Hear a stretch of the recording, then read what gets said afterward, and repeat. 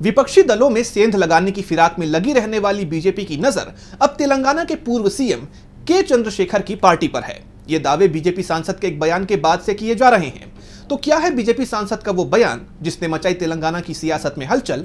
जानेंगे इस रिपोर्ट में। बीजेपी सांसद के एक बयान ने तेलंगाना की राजनीति में हलचल मचा दी है। सांसद ने दावा किया है कि बीआरएस के एक नेता ने पार्टी की बीजेपी में विलय की पेशकश की है। तेलंगाना में बीजेपी सांसद सीएम रमेश का कहना है कि भारत राष्ट्र समिति के कार्यकारी अध्यक्ष कल्वकुंतला तारका रामा राव यानी केटीआर ने बीजेपी के साथ गठबंधन की बात की है।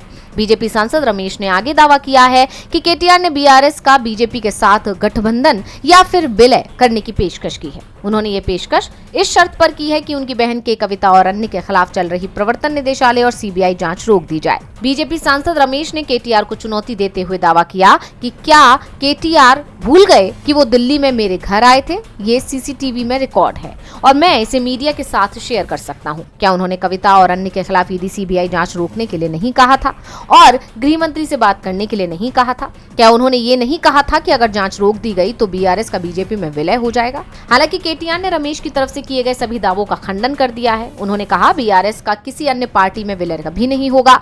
वहीं बीजेपी सांसद रमेश ने भी केटीआर की तरफ से लगाए गए इन सभी आरोपों को खारिज कर दिया। बीजेपी सांसद ने कहा कि केटीआर को तेलंगाना में बीजेपी और टीडीपी के एक साथ आने का डर है। रमेश ने कहा उन्हें डर है कि अगर भविष्य में तेलंगाना में बीजेपी और टीडीपी साथ आ गए तो भारत राष्ट्र समिति का सफाया हो जाएगा, इसलिए वो बेबुनियाद आरोप लगा रहे हैं। अब इस बहस के बीच जानकारों का कहना है कि बीजेपी सांसद के बयान से एक बात तो साफ हो गई है कि बीजेपी विरोधियों को डराने के लिए ईडी सीबीआई का इस्तेमाल करती है और ईडी सीबीआई का डर दिखाकर बीजेपी विपक्षी दलों में सेंध लगाती है। डीवी लाइव की रिपोर्ट।